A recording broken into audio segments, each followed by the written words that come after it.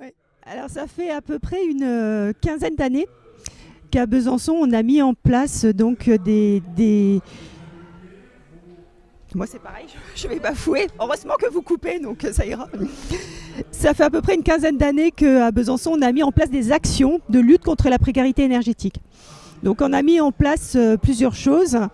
Par exemple, on a un appartement dans lequel, c'est un appartement pédagogique, donc dans lequel les personnes qui sont en situation de précarité énergétique, qui cherchent à voir comment elles peuvent réduire leur facture énergétique, ce genre de choses, peuvent se rendre donc dans cet appartement, elles prennent rendez-vous, et c'est un peu comme à la maison.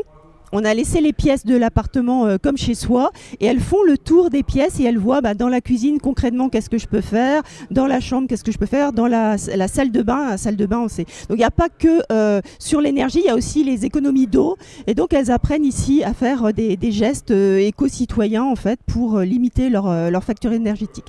Donc ça c'est une des premières actions qu'on a mis en place.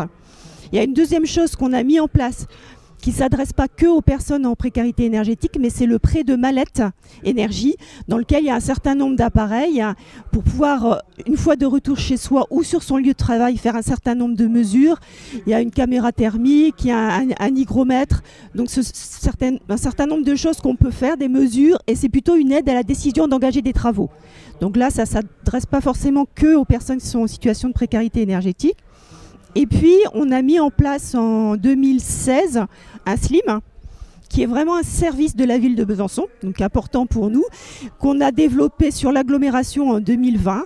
Et donc, ce SLIM, il nous permet d'aller vraiment chez les personnes, donc faire des visites et les aider aussi là à voir comment elles peuvent changer leurs habitudes pour réduire leur facture énergétique. On leur propose aussi du petit matériel. Et on avait besoin, en fait, d'aller plus loin. On cherchait vraiment à aider les personnes à rénover leur logement, puisque ce n'est pas la vocation première d'une ville que de se rendre chez les habitants pour faire à leur place en quelque sorte la rénovation énergétique de leur logement, mais les aider.